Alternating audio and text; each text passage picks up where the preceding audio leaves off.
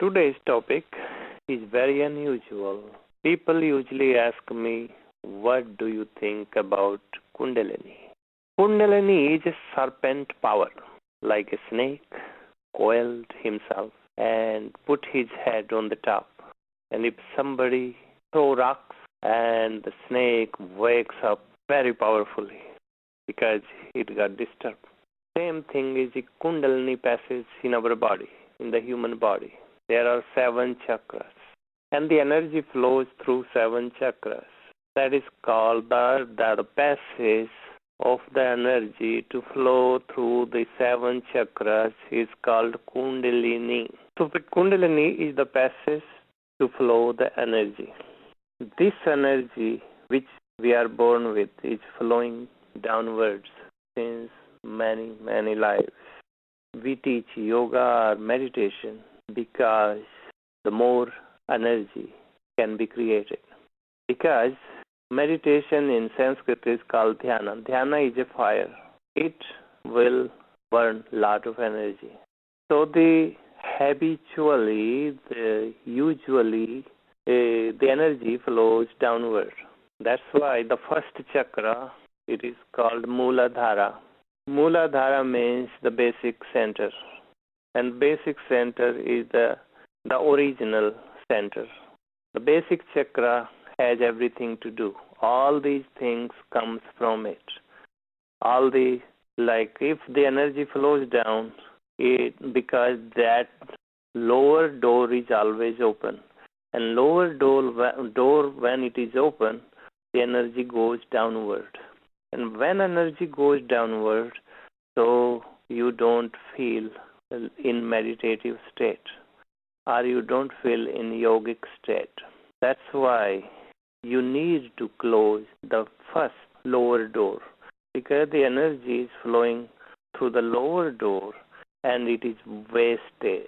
Energy when begin to flow upwards, that is called the Kundalini, the energy going upward. The first thing you have to close lower door because it is open. Like when people feel that they have a lot of sexual energy, because this is basic energy. If you act upon it, that energy goes to the lower chakra. The door is open and it is wasted. People think that sex is very powerful, but I think it is just momentarily. It is not like person feels 24 hours sexually. No. It is momentarily, and you can have control over it. If you don't act upon it, the energy will stop, and it will begin to flow upward because there is no choice. You don't suppress it, you don't close it, you don't act upon it. If you act upon it, it will be useless. If you don't act upon it, then it will be so much energy, it has to go upward.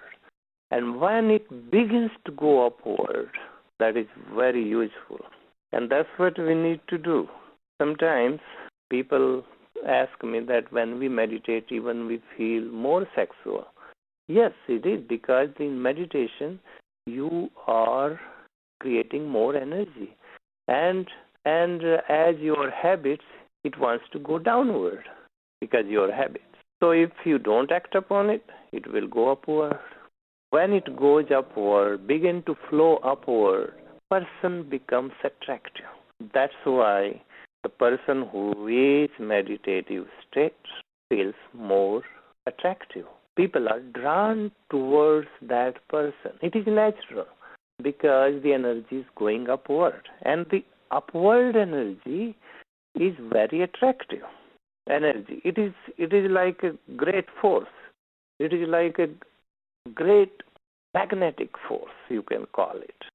So sometimes if a person who does yoga or meditation, in the real sense I am talking, not just sit quietly or just cross-legged or closed eyes and your mind is wandering here and there. No, I am not talking that. In the real sense, meditative state, even the non-attractive body will become attractive with yoga and meditation. Let me tell you one more thing. When you increase your basic energy, or people are familiar with the term of sexual energy, when it increases into the body and it doesn't go downward, it goes upward. So it begins to opening the Kundalini passage, creating energy, increasing energy, and opening the same times the passage of the Kundalini. They have to be simultaneous. Not the same, but simultaneous. Because when lot of energy, it has to flow upward. That's what I am telling you. The conservation of the energy is always blissful. If you conserve your energy.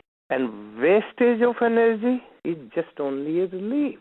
People feel relief only. And when they feel relief, they unburden themselves something. That's why when they are relieved, they feel unburdened. But remember, they become empty. And when they become empty, all the other things will come into it to fill it up. So depression follows the sex. After sexual act, people will feel depressed.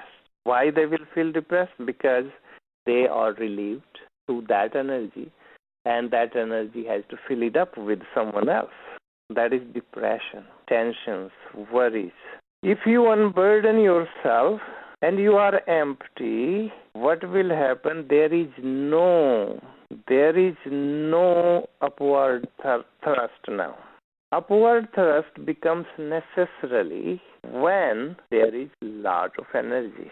When you increase lot of energy, you will feel inner growth. You will feel inner richness if the energy is rushing upwards. And I am telling you that you have to be aware that the energy is rushing upward.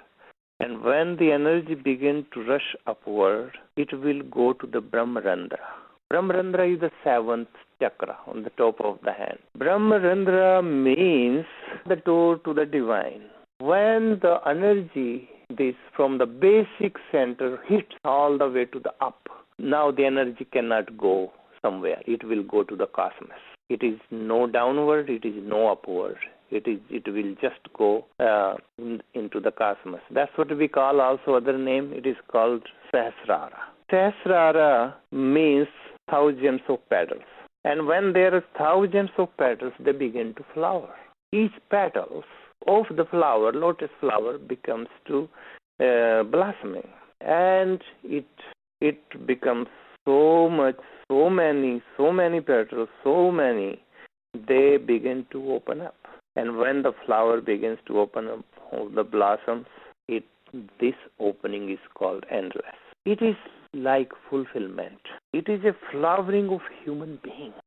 And I will suggest you, when you feel that flowering, when you feel that blossoming, that is the only divine flower.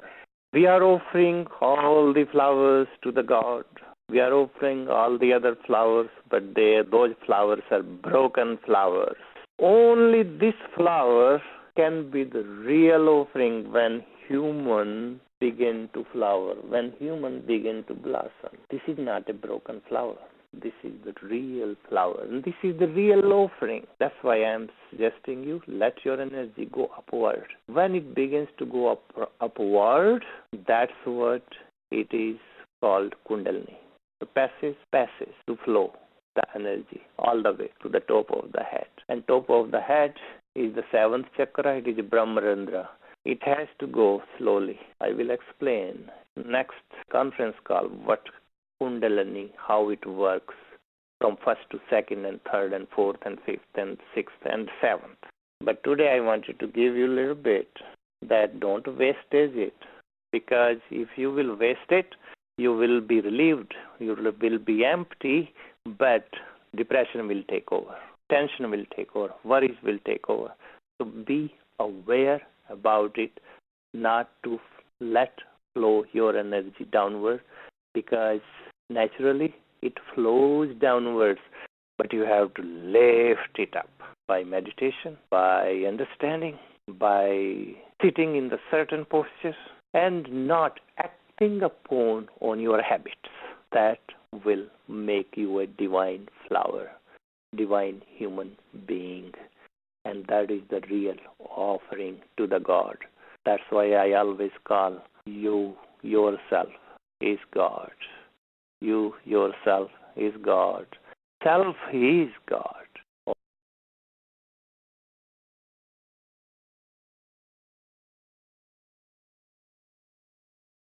Today's topic is Kundalini, the serpent power.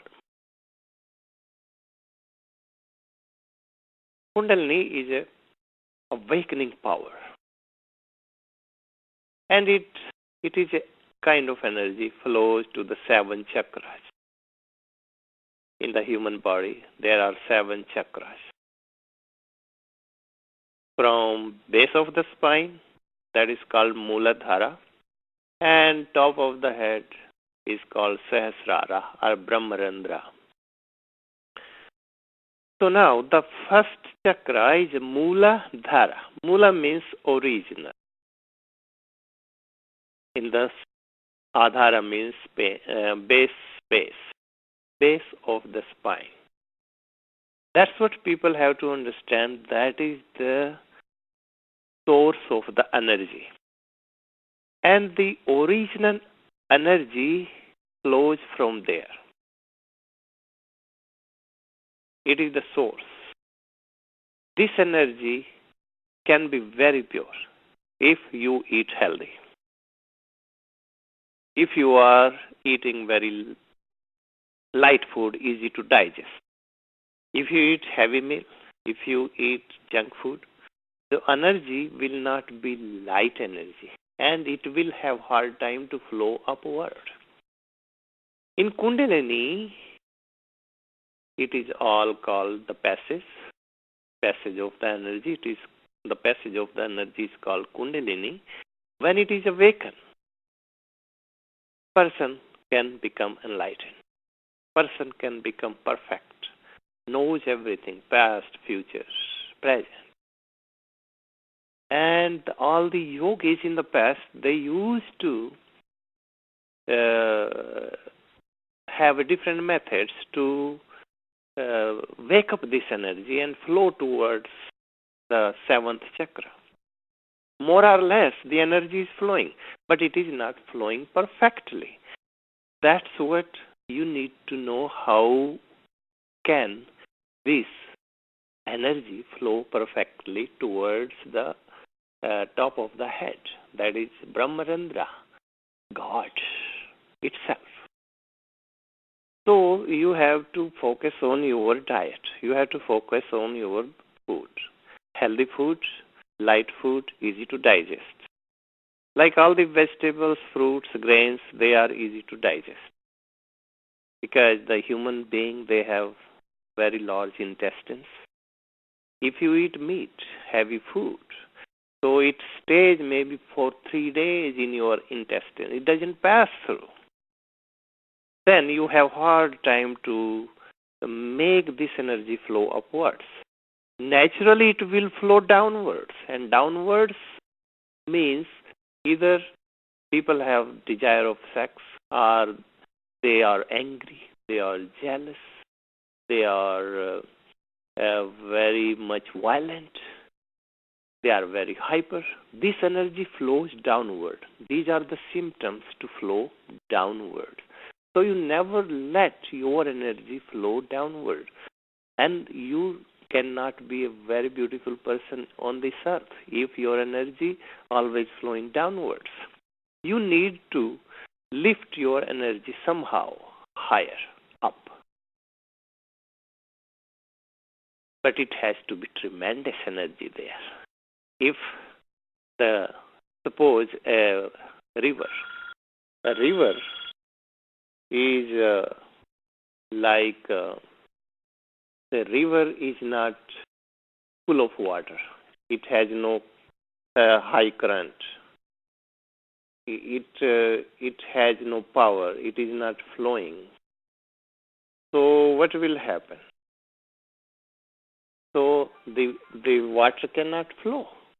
It has no current. It has no power to flow.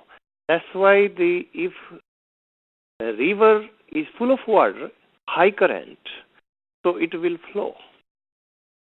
And because it has a force, it has a current. That's why if you don't create the energy in your body, then it will create laziness. And once it is created, like in the child's body, and child become very hyper because naturally child has a lot of energy. But if you give a child candy or sweet or dessert, it will be more hyper. So then he will be violent. He will yell, scream, run here and there. So the child's energy is flowing downwards. He need to consume it. Or you don't give the child that kind of food or candies. So what will happen? Child will be very calm. He might play with his toys. He might watch TV. He might play with his book or read books. So there are many ways. So child will be very, very peaceful and child will be very calm. So it depends on what kind of food or what kind of diet you have, and it will make that energy is very light. And it has to be tremendous energy created in your body by exercise, by pranayama, or by stretching the body. Like in the Indian system, we always suggest that if you can, every day if you can do Surya Namaskara. Surya Namaskara is a variety. It is a 12 different kind of postures. It stretches all part of your body. And when it stretches all part of your body, the energy has an easy way to flow up. Because this energy is getting now unblocked. When it gets unblocked, it is easy. All the centers, like the second chakra, suppose. The first chakra is Mooladhara, base of the spine. When you want to make it flow upwards, you have to be in positive thinking. You have to have a good thoughts. Because in bad thoughts, it flows downwards. Because of jealousy, it flows downward. Because of anger, it flows downward. Because of hyperness, it flows downward. So what you need to do? Be calm first. Be peaceful. If you cannot be peaceful, have just one glass of water. Second glass of water. Then you close your eyes. Sit peacefully. And when you sit down or lie down peacefully, so naturally the energy begins to flow upward. And it might happen. You don't have to put any effort. Effortlessly it begins to flow upward, and it will come to the Swadhisthana. That is the second chakra. Swadhisthana is a very valuable chakra. Swadhisthana. Adhisthana means abode. Swa means your own abode. The first time when the energy flows tremendously towards the second chakra, you feel that you are at home.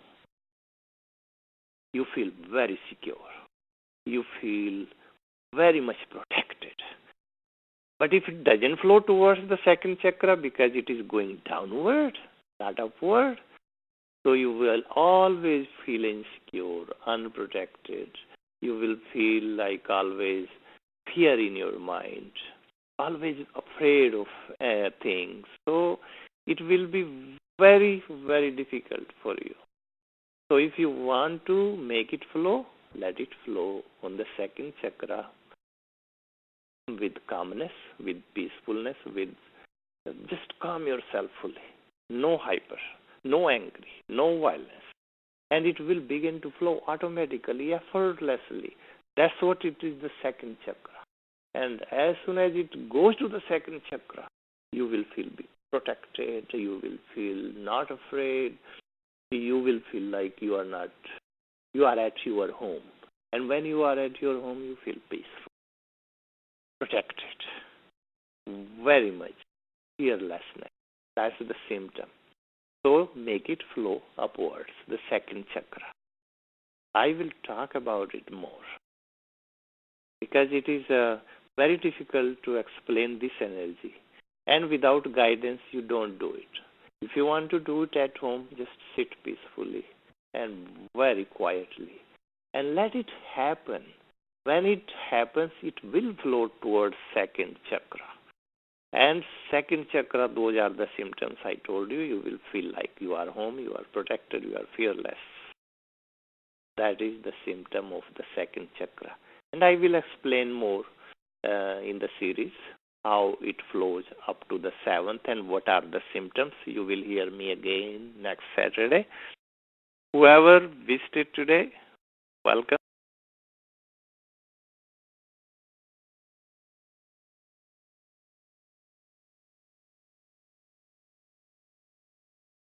Today's topic is, like it is continue, I was talking about Kundalini. The first chakra, the second chakra, and the third chakra. First chakra is Muladhara, the base of the spine. And the second chakra is a Swadhisthana. I talked about second chakra last time. It was Swadhisthana. When you hit, the energy hit the second chakra, you feel like you are at home.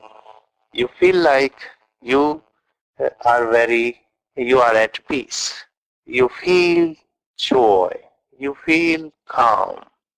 You feel like you are sitting at home and very well protected. But when your energy begins to flow upwards, remember, I have suggested you, if you are angry, your energy automatically flows downwards if you are jealous. Or if you are in fighting mood, if you are violent, energy flows downwards like the water flows downward. But when you transform your anger into compassion, energy begins to flow upwards. Or your jealousy becomes your kindness, becomes your love. Energy begins to flow upwards. That's the way the energy begins to flow from first chakra to second chakra. And then second chakra to third chakra. Third chakra, it is called Manipura. Manipura is very, very important chakra. Manipura, it is called navel center. And that is the center part of our body. It is very important. Money means the jewel. Now, when the energy flow from first to second to third, as soon as it the third chakra, a person becomes like a jewel, a diamond. And the human life is like a diamond. Everyone's supposed to become a diamond. Very well shaped, very valuable. As soon as the energy hit to the third chakra, navel center, it's supposed to make a person balanced. And balanced life is the life. If you are not balanced, your energy will be scattered here and there, and you will be in lot of confusion. People are confused because they don't hit the chakra, third chakra, Manipura. Manipura is the center of your body, and it will make you balanced. Like before that, you live in the duality. You believe God, you don't believe God. You doubt, you argue, you have logic. And as soon as Manipura happens, you begin to think, who am I? Who really am I? Am I a diamond? Am I a priceless jewel? Yes. As soon as navel, remember navel is the source of also original energy. Because when a baby is born, the baby was connected to the navel, Manipura. And this Manipura is like it is like a lotus flower. And lotus flower has lot of petals. It can be thousands of petals. So when your energy moves In this chakra, automatically a lotus flower begins to blossom.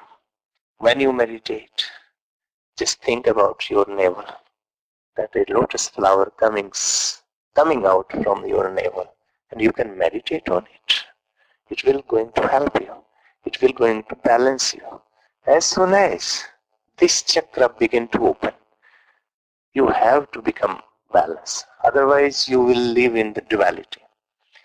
And duality creates a lot of arguments, logics, and doubts in your mind. So how to finish that? Just be balanced. As soon as the energy becomes balanced, you become one with the universe. And that is the uniqueness of this chakra, Manipura. Because as soon as you become one with the universe, you become a jewel. That's what we gave this chakra name Mani. Mani means the priceless jewel. It has no price. It is just, you cannot even imagine. You cannot count the price. It is priceless. And you become one with the universe. You begin to flow with the universe. You are balanced. Somebody is criticizing you, you are not affected by. Somebody is praising you, you are not affected by. Can you believe the symptoms? These are the symptoms of this chakra. When your energy is flowing in the Manipura, in the navel, that's what is going to happen. That you are balanced. You become a great. You don't feel that you are great, but other people begin to feel you that you are great. And the great man, what is the symptoms of the great man? That they remain the same in prosperity or in adversity. That's what this chakra makes a person. So let the energy flow in your navel. Like baby. Baby is connected with the mother. You know the silver cord? It is connected in the navel. That's why baby is very calm, very peaceful. Look at baby's eyes. They are so sensitive. They have no tension. They have no really anything. What grown-up people are. They are like liquidy. They can move from left to right, right to left, downwards, upward. That there is no tension at all. That's what person becomes. Person becomes like that. I remember that Lao Tzu used to say, a sage lives in that inactivity, not inactivity, inactivity. And when a sage lives in inactivity, a miracle begins to happen. That's what this chakra makes a person. Inactivity happens. And miracle happens in activity. That's why a sage, if he looks at a person, a student, just looks at, and transformation has to happen in that person.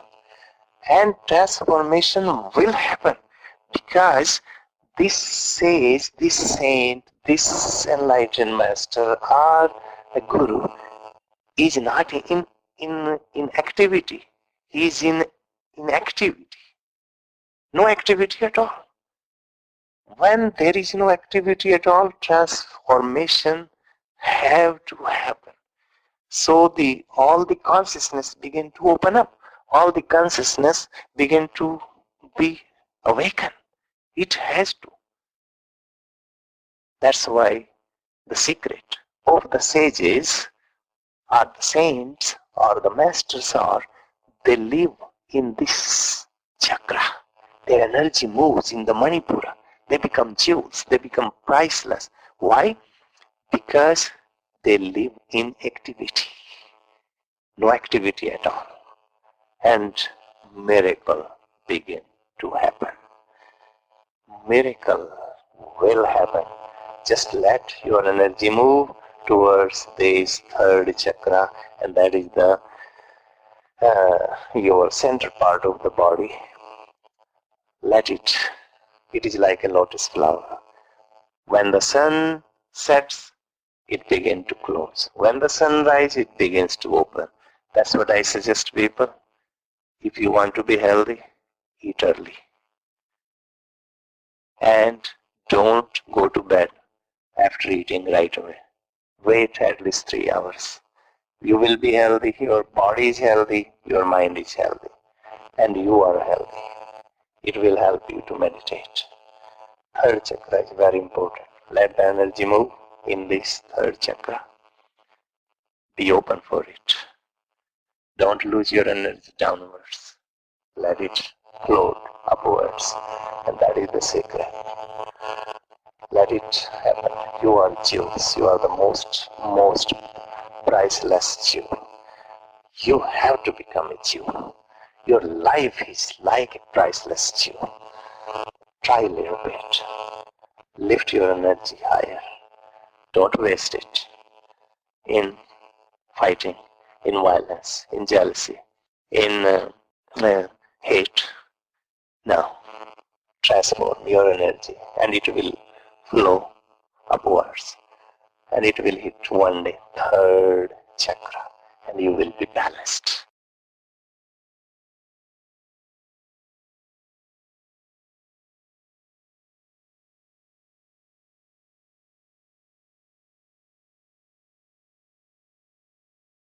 Today's topic is fourth center. The three centers I have talked already about it. First is Mooladhara, the root chakra, base of the spine. It is the original center, the energy center. So the energy flows because it creates a lot of energy, tremendous energy. This first chakra, that is why it is called Mooladhara. Moola means the original. And if we don't use this energy upwards, so it flows downward. It is naturally flows downward if you are angry, jealous, or violent, or hurting other people, or using this energy just merely sexual act. But the second chakra is Swadhisthana. When it flows upwards, when you stop those downwards qualities, energy begin to flow up, and it hits the second chakra, Swadhisthana, means you feel like you are protected, you are at home. So you feel very secure on the second chakra. That is the symptom. Third chakra I talked about, Manipura. Manipura means your navel center, energy even flowing upward towards the third. Mani means the jewel. So you becomes like a precious, like a jewel. And you begin to blossom. Your energy really flows. And because it is your center part of the body, the Manipura, and you are connected with the, like the baby was connected with the silver cord to the mother. So you are connected with, it means you are on the path. You are connected with the higher energy. But if energy flows even upwards, it hits the fourth chakra, and that is, I am going to talk today. Fourth chakra is called Anahat. In Sanskrit, Anahat. Few people, they call it Anahad. And this is also called in English literature, it is called heart center, heart chakra. The Sanskrit name Anahat is very, very important to know. Anahat or Anahat.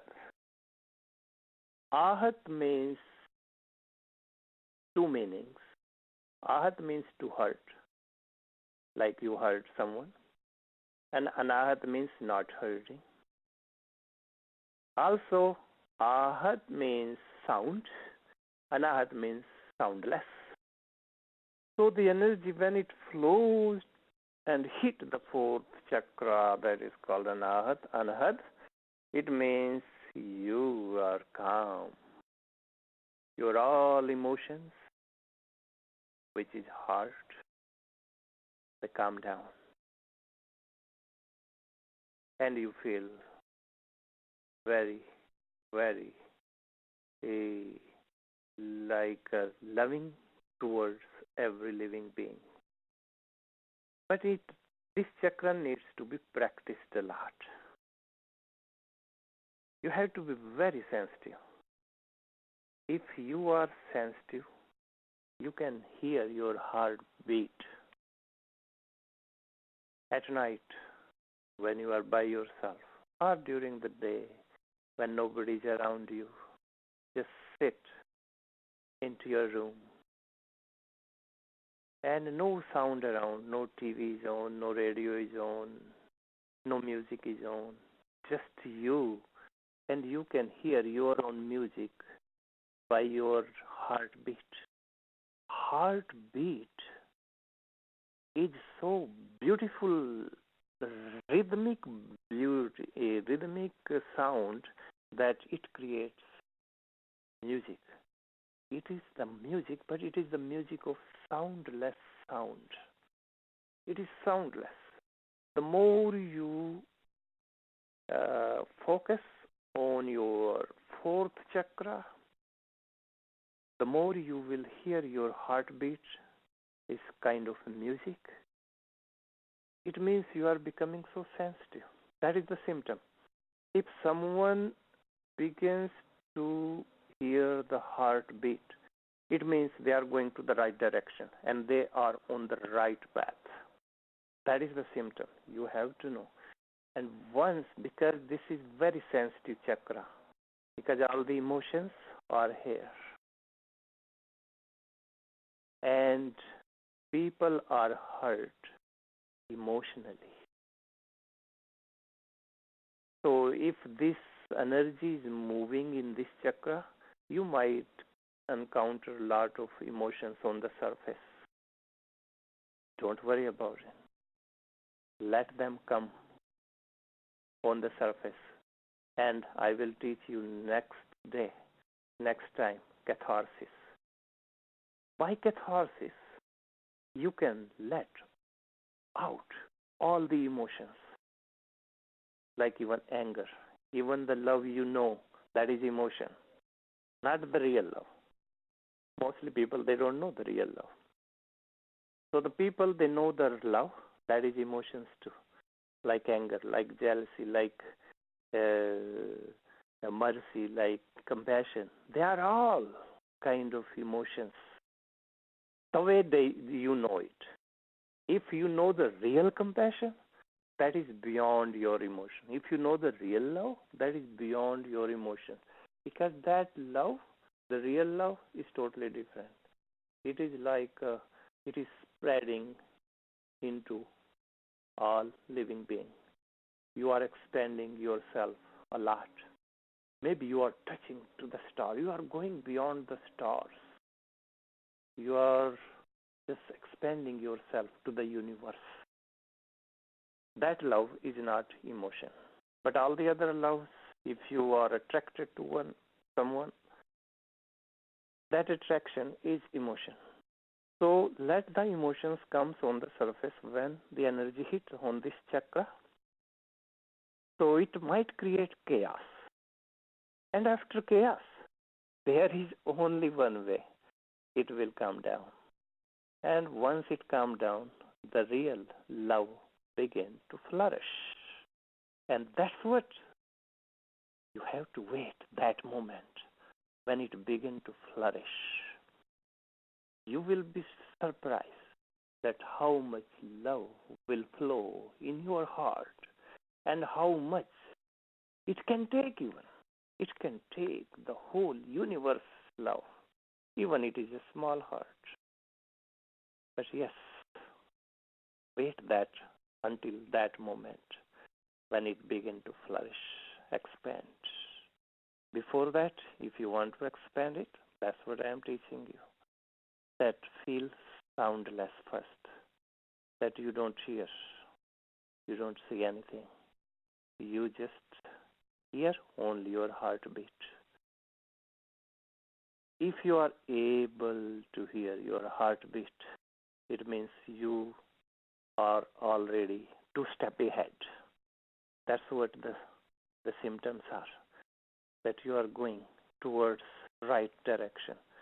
And that moment will come after that when you begin to hear your heartbeat. The moment will come that you might hear even one hand clapping. That's what Zen teachers in Japan, they teach one hand clapping. One hand clapping means you become so calm, like the river, the deepest part of the river doesn't make any sound because it is full of water. It is tremendous water. So same way, when it is tremendous energy and love, and you begin to blossom and flourish, you don't hear anything. That's what we call it anahat. It becomes like deep river or deepest part of the ocean. That's what it becomes. Sound, less sound. That will take you to the right direction. Namaste and blessing and peace.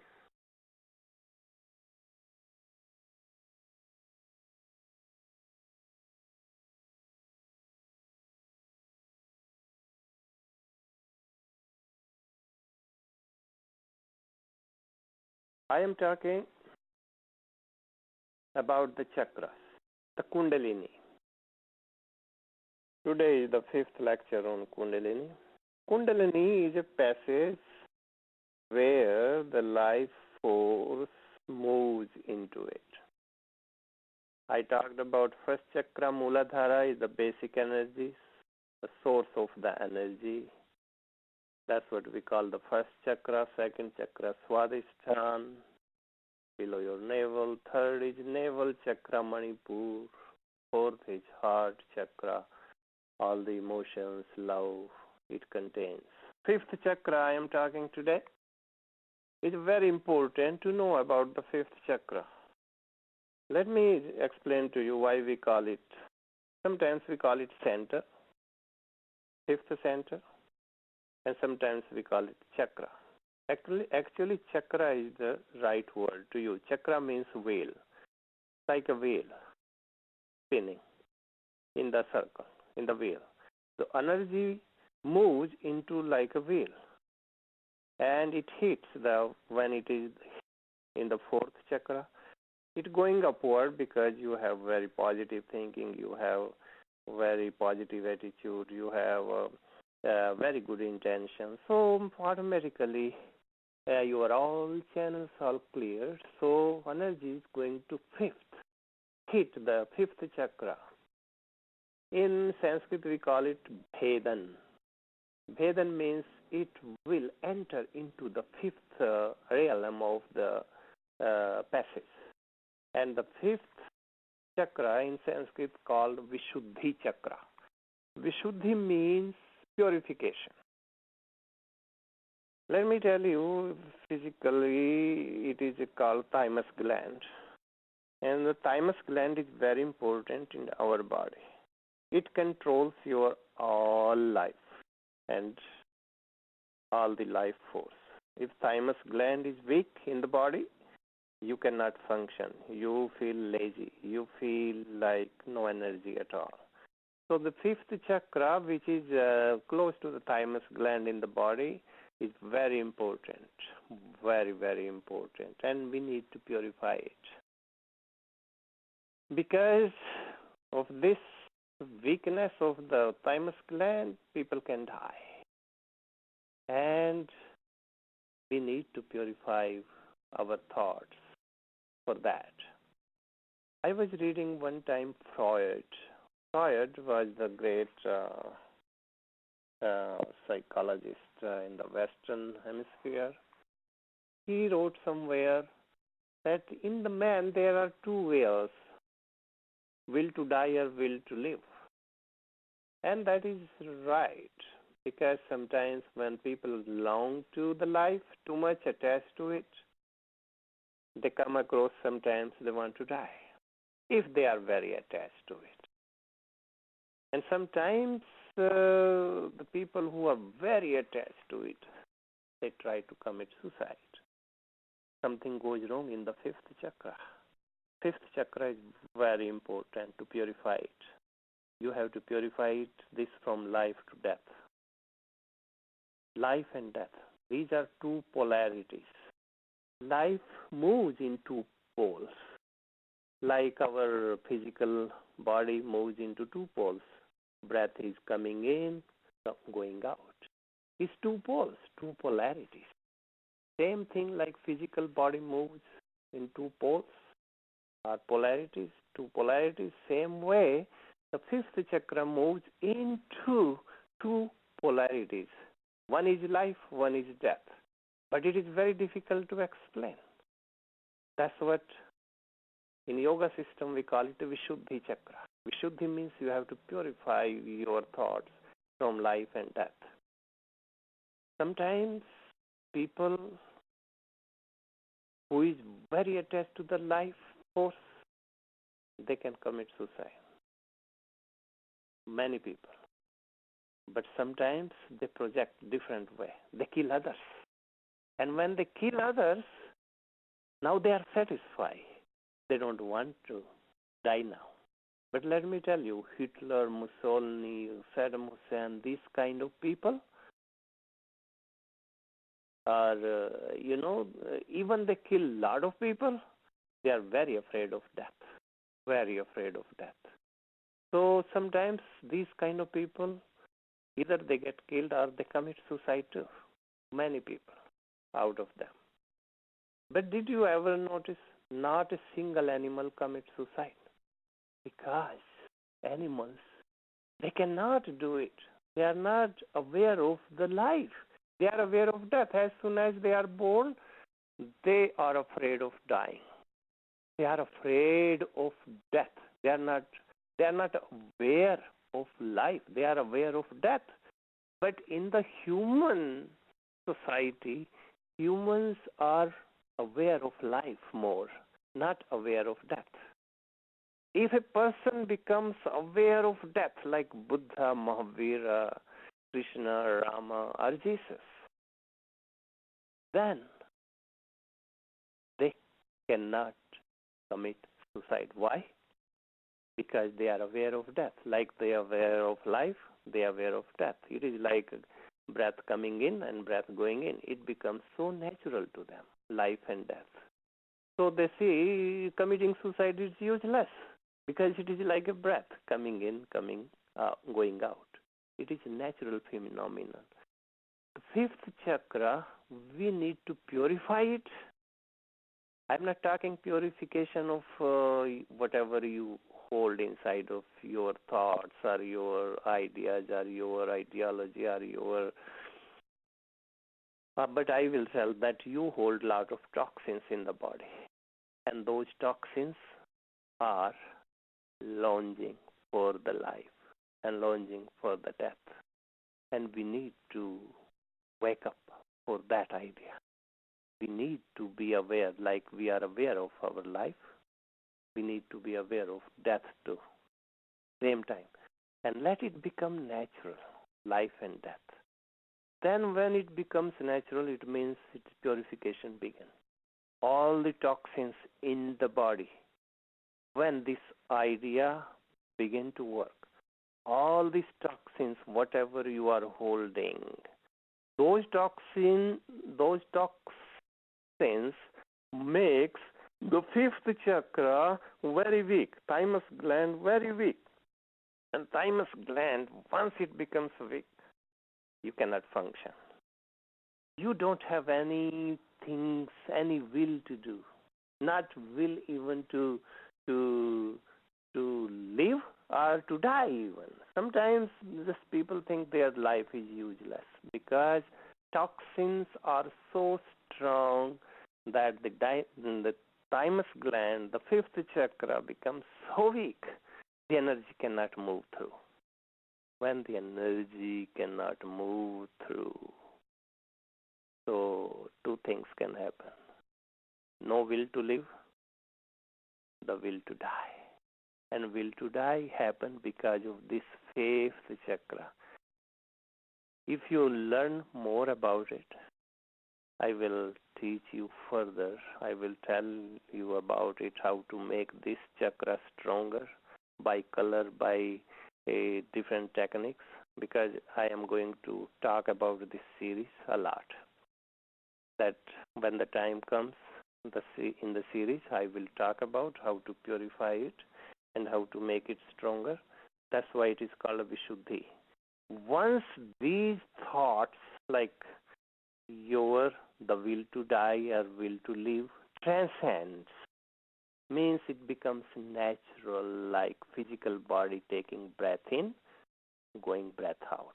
Becomes like you don't even put efforts in it.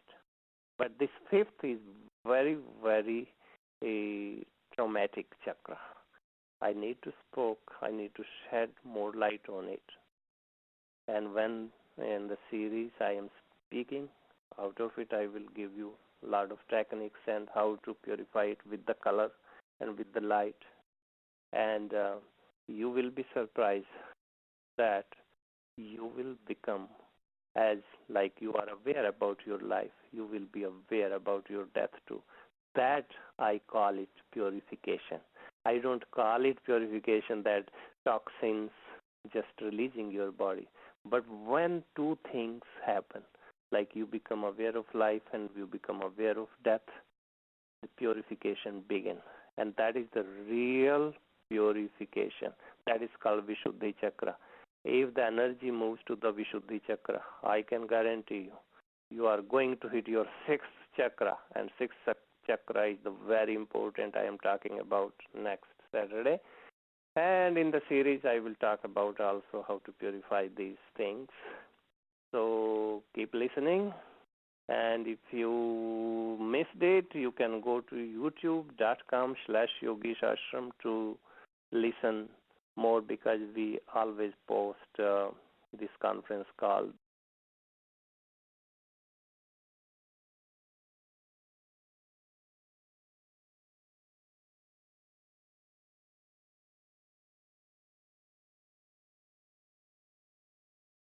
Today's topic is the third eye, the sixth center. I am talking about the Kundalini. It is a life force. It is the force we live on. We are alive. I talked about 5 chakras. In the Western Hemisphere, they call it center, but it is not a center. It is a chakra. Chakra means wheel. The energy moves like a wheel moves. Basically, the chakra, they don't exist. But wherever you feel that energy moving, that's what we call the chakra. Chakra moves, the energy moves in a wheel, like a chakra, like a wheel. So basically, you cannot take the picture of the chakras like Muladhara or Swadhisthana or Manipura or the Anahat or Vishuddhi. Now today is Agya Chakra. I suggested you keep your energy alert, because without energy you will not be making your energy move towards higher consciousness, upward. Energy moves upward only if you are positive, good thinking, and you have tremendous energy. If you are lacking energy, it means you need to create energy. Be healthy first. Work on yourself, on your physical aspect, and then your mental aspect. Then you can do further. Okay, I told you 5th chakra was very important. Vishuddhi Chakra. Vishuddhi means purify. You purify yourself. And today's chakra, what I am talking about, it is called Agnya Chakra. Agya Chakra. It is also called by third eye. It is the hidden eye. And people try to concentrate. When they close their eyes, they try to look at the center part of the forehead. Even though we have two eyes, we can look at outside. But this eye, this chakra, which is called Agya chakra. Agya means the wisdom center. It is really the wisdom center. And more you go deep and deep and deeper by closing your eyes, you will be surprised that you begin to see a lot of things. Many secrets begin to reveal to you. They become unfolded for you. You begin to sink into unknown, and unknown begin to you to be known. That's why when you concentrate on that part of the chakra, the third eye, the center part of your forehead, rather between the eyebrows, that's what it is. It is very important. You can start contemplating there. It is called contemplation or concentration. But don't be confused. Contemplation is a step towards meditation. People think when they concentrate on this chakra, they are automatically in meditation. It is not. It is still contemplation. But it is a step towards meditation. Contemplation is like you are gazing in the mirror, and mirror is reflecting something. That is called contemplation. You are concentrating on something. Mirror is mirroring something. But in meditation, mirror is there, but there is no anything in it. No, mirror doesn't mirror anything further. So when there is a contemplation, you can, by imagination or by looking something, you can concentrate on something. Like you see yourself in the mirror. There is something to look at. That is contemplation. It's not meditation. In meditation, just you, be your being. There is nothing left, no thoughts. But you need practice for that. So concentrate on this third eye. It is a very powerful center in the body.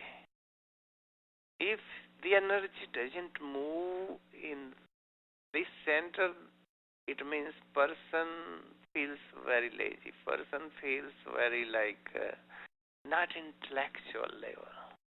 So if this chakra is opened up, so you become very wise, very intelligent.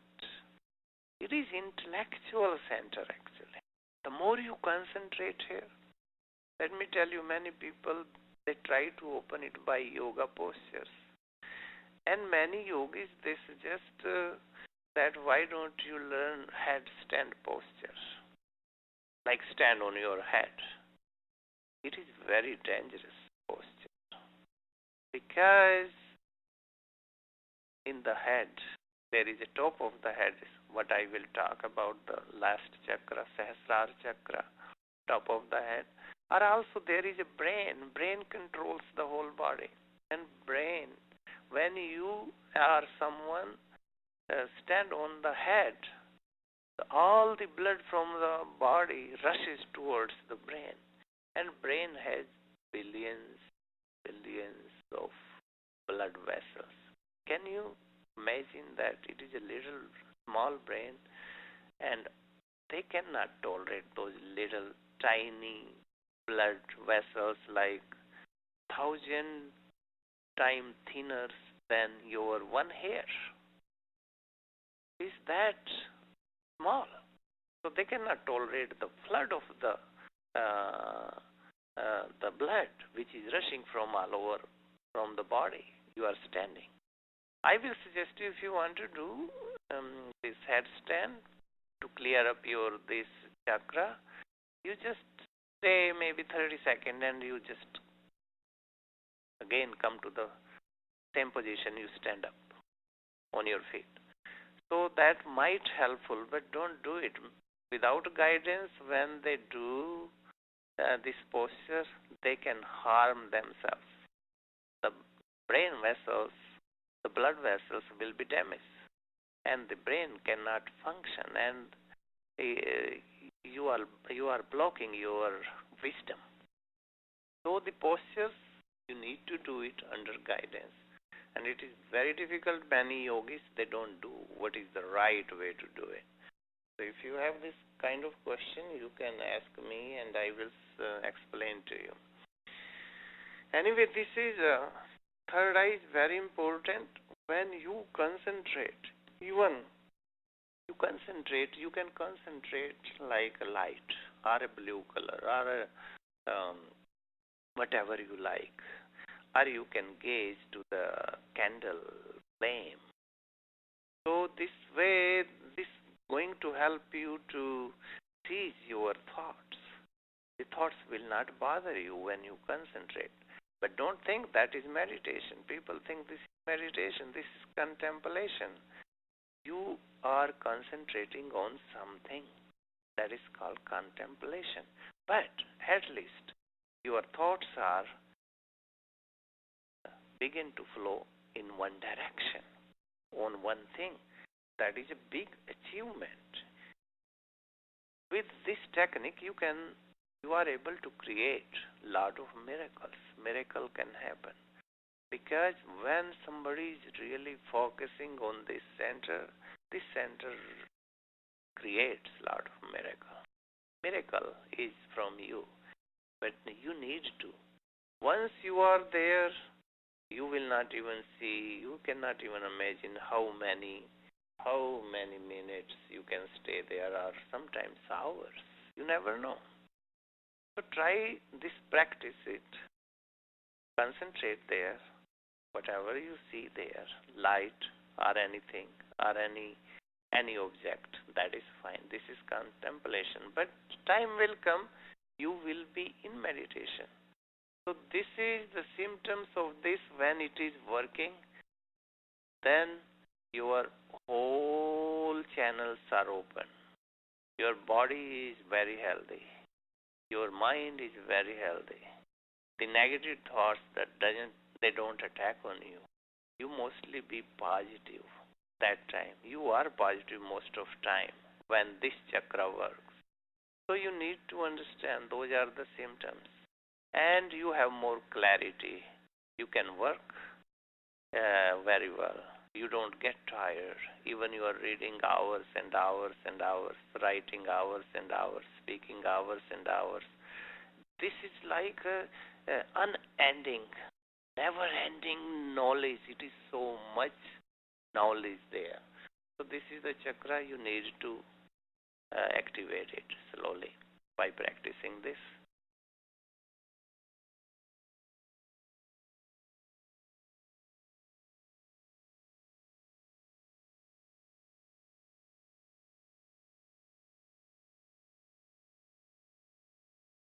Today's topic is the seventh chakra.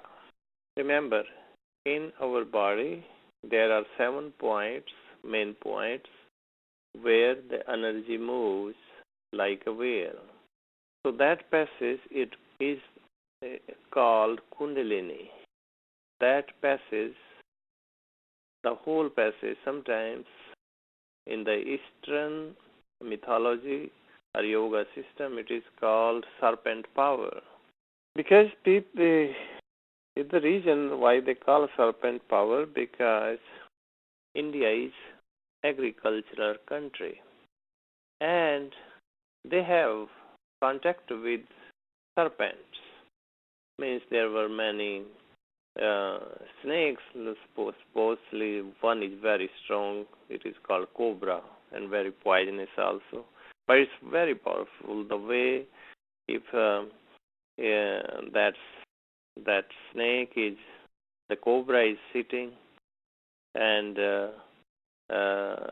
suddenly somebody throw the rocks on it, and he suddenly wakes up and stand up with the because cobra has a big hood and he can move around. So So India used to see those snakes, but in like Western countries, they are not contact with that kind of snakes or in the cities, so they don't have that concept.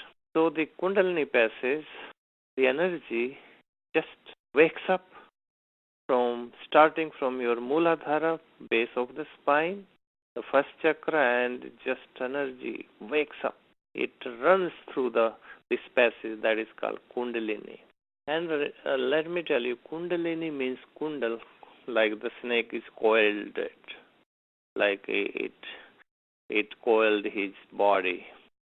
So, and he puts his head on the body, and then he suddenly wakes up and stands. Same way the energy moves from first chakra to second to third to fourth and fifth. I mentioned already, and sixth is Agna chakra, the wisdom center. I mentioned, and today is the last chakra. When the energy, life force moves through this passage and it hits the seventh chakra, that is the top of the head. And that part is very important. In the old tradition, there were Brahmins, and these days priests. If they shave their head, they keep that little ponytail there on the top of the head. That was symbolic. That ponytail is where the seventh chakra is. That was symbolic. You don't have to do it. If you know where it is the top of the head. You have seen it like when a baby is born, they have very soft area on the top of the head. I think it is called continental. It is very soft part. The seventh chakra, when energy suddenly hits that chakra, so it is amazing. It can put you in the ecstasy, in the total bliss. And that chakra is called Sahasrara chakra. Sahasrara means thousands of thousands pellets in the lotus flower. So it opens up, means all your layers of karma begin to break. And when it hit fully there, and that chakra is active, that is fully active, 100% active, then it can lead you towards enlightenment. That chakra is very important. So you have to protect that your head, because in your head there is a very sensitive part, brain. And when the energy hits in that brain, it clears up all these channels, and the top of the head, and all the sixth chakra is active, seventh becomes active, and it pushes you. It will take you in total bliss. And total bliss is, you cannot describe it. You can just realize it. You will be amazed sometimes when this chakra is active. You cannot take it, because you can begin to see everything in the world without your eyes. You can hear without your ear. You can touch without your hands. You can feel warmness, coldness, or whatever it is. It is amazing. And you can smell all these things. So when it becomes active, you don't need body to use it. You can see without eyes. So this is total bliss. And total bliss is eternal bliss. Once you get it, once you get the enlightenment, once you achieve that highest state of consciousness, I call it, so you will be surprised. It stays with you forever. And it is new and newer every single moment. It is not same, even though it is bliss. But that bliss is total. It is a new bliss. Every moment it is a new bliss. and it moves moment to moment, but it is eternal.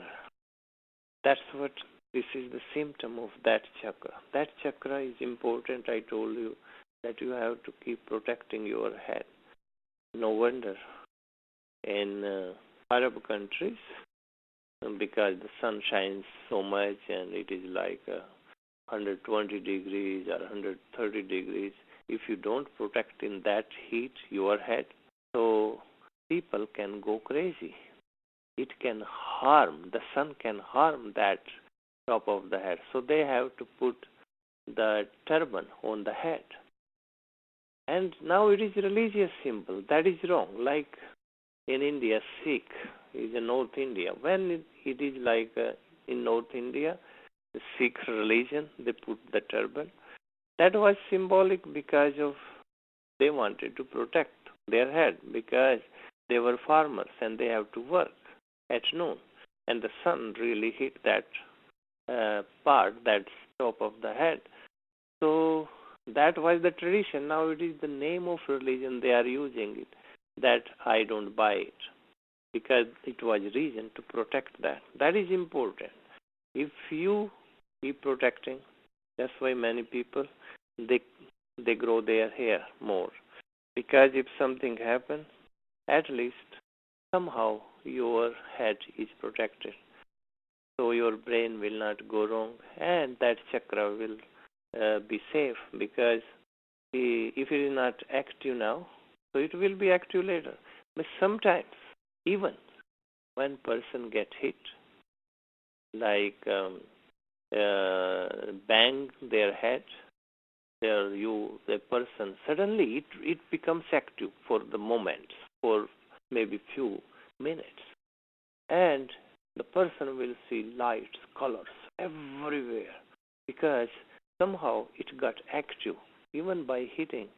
But I won't suggest you that you bang your head on to the wall or to the stone. No. If sometimes it's sudden it happens, they get hit in accident. So it becomes active. But to make that active, you have to follow the system, one step at a time. Work on first chakra, one on second, one third, fourth, fifth, and sixth, and then seventh. So when the chakra become active step by step, that is stable, that is eternal. And that Sahasrara, you blossom. You become a beautiful flower. You become the most precious soul in the whole world. As soon as this seventh chakra even come active, just 25%, you become a very special person. So I always suggest you that close your eyes and try to just see red light on the top of the head or any color you can see easily. So visualize it.